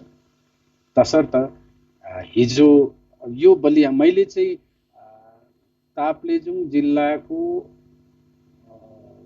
सापलाखु गाविसमा त्यो डिलमुनि भन्ने ठाउँमा चाहिँ एउटा पुरानो हाम्रो लिपिमा लेखिएको पुस्तक मैले पढ्न अवसर पाएको थिएँ। त्यसबाट साभार गरेको मुन्दुम हो अघि बलिहाङ मुन्दुम। र त्यसमा लेखिएको के छ भने ह्याङछिङ किक्ना नायक तङ्बे इङधोक थोप लाम बलिहाङ लारिङ्गे नालिङ्गे चामा पोख हेरु भनेर लेखिएको छ र त्यो मुन्दुम उल्लेख भएको छ। म त्यसलाई साभार गरेर बोलिरहेको। त्यसलाई चाहिँ सन्दर्भ स्रोत बनाएर ह्याङछिङ किक्ना नायक तङ्बे भनेको चाहिँ त्यो पुस्तक आफैमा कहिले लेखिएको थाहा छैन, अत्यन्त पुरानो, बलैले मात्र पढ्न सकिन्थ्यो। अब त त्यो छ कि छैन। मैले त्यो पुस्तक पढेको पनि लगभग अब त झन्डै 35 वर्ष नाग्यो, कारण 35 वर्ष लगभग पुग्यो होला। त्यो पुस्तकमा ह्याङछिङ किक्ना नायक तङ्बे भनेको ह्याङछिङ किक्ना नायक तङ्बे भनेको चाहिँ ह्याङछिङ भनेको 1000, किक्ना भनेको 500, 1500 है। 1500 वर्ष अगाडिदेखि हामीले चाहिँ लारिङ्गे नामलिङ्गे खेल्ने प्रचलन भएको हो भनेर उल्लेख गरेको छ त्यो पुस्तकमा। अब त्यो पुस्तकलाई मैले साभार गरेको हुँ। त्यो पुस्तकमा पनि बलिहाङ चाहिँ याक्थुङ्ग भनेको छैन। त्यो चाहिँ बलिहाङ चाहिँ मगरसँग जोडिन्छ। तसर्थ यहाँले उठाइदिनु भएको प्रश्नको लागि धन्यवाद। यो चाहिँ मैले अन्यल बनाउनु खोजेको भन्दा पनि मैले भन्न जानिनँ होला, त्यसको लागि क्षमा चाहन्छु। तर यो हाम्रो याक्थुङ्गसँग जोडिएको चाहिँ होइन। अन्यल नपर्नु हुन म अनुरोध गर्छु। र यो चाहिँ मगर हाम्रा दाजुभाइहरूसँग जोडिन आउँछ। हजुर हजुर, पक्कै पनि उहाँले राम्रो उत्तर पाउनुभयो होला भन्ने हामीलाई विश्वास छ। त्यस्तै पुष्पा योङहाङ फेम्बु ज्यू पनि हामीसँग जोडिनु भएछ। एकदम धेरै धेरै धन्यवाद उहाँलाई। झरना लिम्बुज्यू पनि हामीसँग जोडिनु भएको छ, उहाँलाई पनि धेरै धन्यवाद। एमबी चेम्जोङ र हरि योङहाङ ज्यूले सेवारो भन्नुभएको छ, उहाँलाई पनि हामी सबै एमबी चोङबाङ छाबाज्यूलाई पनि धन्यवाद छ। हजुर हजुर हजुर।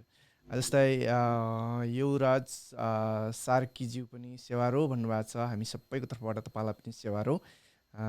त्यस्तै लिम्बू पूर्णज्यू पनि हुनुहुन्छ, सेवारो यासिलीजी भनेर भन्नुभएको छ। हजुर धन्यवाद यहाँहरूलाई सबैलाई। यो सँगसँगै हामीसँग रहेका केही कमेन्टहरू अहिले सिद्धिसकेको छन्। धेरै साथीहरूले सेवारो भन्नुभएको छ, उहाँ सबैलाई हामी तर्फबाट सेवारो। अब जाँदा जाँदै कविज्यू, जाँदा जाँदै केही भन्न मन लागेका कुराहरू छुट्यो कि केही भनौँ लागेको कुराहरू प्रसङ्गवश आएन कि केही छन् भने यहाँले छोटोमा बताइदिनु। म आफैमा पटक पटक भनिसकेँ, म कुनै कुराको विज्ञता होइन। तथापि यहाँहरूले यो बहसमा, यो श्रृङ्खलाको 20औं श्रृङ्खलामा, मुन्दुम प्रक्षेपणको 20औं श्रृङ्खलामा मलाई उचित ठान्नुभयो, यहाँहरूलाई धन्यवाद। एनएसडिटी स्टुडियोलाई पनि धेरै धेरै धन्यवाद र प्रस्तुतादय तपाईँहरूलाई पनि धन्यवाद। हामीले जहाँ रहेर पनि, जस्तो अवस्थामा रहेर पनि हामीले हाम्रो पहिचान चाहिँ निर्माण गर्दै जाने हो। भएका पहिचानहरूलाई बचाउँदै थप त्यसलाई पुष्टि हुने र त्यसलाई अझ वैज्ञानिकीकरण गर्ने क्रम यो फेज हो। तसर्थ हामीले अझ निर्माण गर्दै जानुपर्ने पनि हुन्छ। तसर्थ हामी जहाँ छौँ, जस्तो अवस्थामा छौँ, जे सक्छौँ त्यसलाई हामीले अङ्गीकार गर्दै जाउँ। हामीले सकेको जति गर्दै जाउँ। हामीले अहिले नगरे त कहिले गर्ने रहेन। त्यस्तै मैले सबै मेरो यति बेला म पनि काठमाडौँ खाल्डोको एउटा सानो कोठाभित्र एउटा नजरबन्दको रूपमा बसेको छु कोभिडको कारण। सबैले चाहिँ सेभ हौँ, सबैलाई चाहिँ बिरामीहरूलाई स्वास्थ्य लाभको कामना। म आफै पनि 2 दशकदेखि विभिन्न रोगहरूसँग सङ्घर्षरत छु। तर दुःख लाग्छ, यो कलाकारको जिन्दगी चाहिँ कस्तो हुँदो रहेछ भने भित्र जतिसुकै दुखी राखेको भए पनि बाहिर निक्लेर स्टेजमा चिकेर हाँस्दिनै पर्ने कि मुसुक्कै। अब अहिले पनि अब म मरेँ भनेर भन्ने स्थिति रहँदैन। तसर्थ म यो कोठाभित्र रहेर म तमाम मेरो गाउँ बेसी विशेष गरी लिम्बुवानको सबै जिल्लाहरू सम्झिँदै म एउटा सुखिम इतुङिल्ले भन्ने एउटा मेरो सृजना सुनाएर यहाँसँग बिदा चाहन्छु। म सिक्किमको सबै ठाउँ त पुग्न पाएको छैन, तथापि मैले केही ठाउँहरूलाई सम्झेको छु र त्यही सम्झना स्वरूप मैले यो गीत पनि सृजना गरेको हुँ। र यो गीत सिक्किमको केही ठाउँहरूलाई इङ्गित गर्छ, तर यो सिक्किमको ठाउँहरूलाई इङ्गित गरिरहँदा यसले चाहिँ मेरो गाउँ बस्तीका मेरा पाँच थर ताप्लेजुङ, इलाम, झापा, मेची र कोसीका होइन धनकुटा, सङ्खुवासभा, तेह्रथुम आदिलाई चाहिँ सम्झेको यहाँहरूले ठान्नुहुनेछ। सुखिम इतुङिल्ले सिङताम्नु गाण्डक लेरुङाङ फेराङ तिस्तानो रङ्गीत काक्तुङाङ फेराङ। अब हामीले त सम्भवतः सप्तकोशी काक्तुङाङ भन्नुपर्ने होला। सिङताम्नु गाण्डक लेरुङाङ फेराङ तिस्तानो रङ्गीत काक्तुङाङ फेराङ लुङमा सोही काठमाडौँ आ पेयार सुखिम पे कागोला आ दराप्नु याक्साङ आलुङमा सिगाङ आबाङवे इतुङ हामसिक वा लन्धाङ दराप्नु याक्साम आलुङमा सिगाङ आबाङवे इतुङ हामसिक वा लन्धाङ सेमाङनु याक्तु हापार वा आ जोरथाङनु थर्कु के तागोला आ। यो सिक्किमकै ठाउँहरू हुन्। ए माङसिला माङ्गान चादम से इला सिदिङबुङ नाम्बु फुङफ्याक्ता इला नाम्चिनु गेजिङ पेकागो ला ग्याङबारी हाल्लो केतागो ला। म मेरो ठाउँहरू मेरो बस्तीहरू अहिले पुग्न चाहन्छु, तर अब हामी सबैलाई यति बेला बाध्यता छ, पुग्न सक्दैनौँ। हामीसँग यातायात अपुग छ, भर्खरै मात्रै खुल्दैछ हवाई सेवा। आफ्नो स्वदेश आउन चाहनुहुने तमाम विदेशमा सुख दुःख गरेर बस्नुहुने तमाम दाजुभाइहरू हुनुहुन्छ, उहाँहरू सम्पूर्णले यति बेला मातृभूमि सम्झिरहनु भएको होला। यही मातृभूमिको सम्झना गरौँ। मातृभूमि हामी जहाँ पुगे पनि हाम्रो मातृभूमि र हाम्रो संस्कार संस्कृतिलाई नभुलौँ, कहिले पनि आत्माबाट बाहिर निकाल्ने कोसिस नगरौँ। संसारको जतिसुकै सुख सयल र आलिशान बङ्गला र जतिसुकै धन सम्पत्तिसँग पनि मातृभूमिको माटो तुलनीय हुन सक्दैन। तसर्थ संसारको जहाँसुकै हामीले सुख पाएर बसेका होलाौँ, सुख कमाएर बसेका होलाौँ, तर खुसी कमाउन चाहिँ गाह्रो हुन्छ।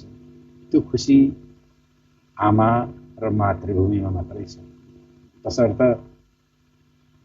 मातृभूमि र आफ्नो संस्कार संस्कृति र मातृत्वलाई सदैव उच्च राखौँ, मनमा राखौँ, शिरमा राखौँ, भावनामा राखौँ, मुटुमा राखौँ। यति भन्छु। अत्यन्तै राम्रो सागरविद शब्दहरूले सुसज्जित भएको वाक्यांशको साथ उहाँले आफ्नो भनाइहरू राख्नुभएको छ र यहाँसँग यो बसाइ आजको अविस्मरणीय रह्यो। पक्कै पनि यहाँ आउँदा दिनहरूमा हामी उहाँसँग जोडिनेछौँ। अहिलेलाई भने हाम्रो अतिथि कवि यासेली योङह्याङज्यू हामीबाट बिदा माग्न चाहन्छौँ। यासेली योङह्याङज्यू, ल हवस् त, तपाईँले समय दिनुभएकोमा धेरै धेरै धन्यवाद छ। हवस् त, सेवा र सँगसँगै हाम्रो यो याक्थुङ मुन्दुम प्रक्षेपण कार्यक्रम भाग 20 आजलाई यहीँ समाप्त भएको घोषणा गर्दछौँ।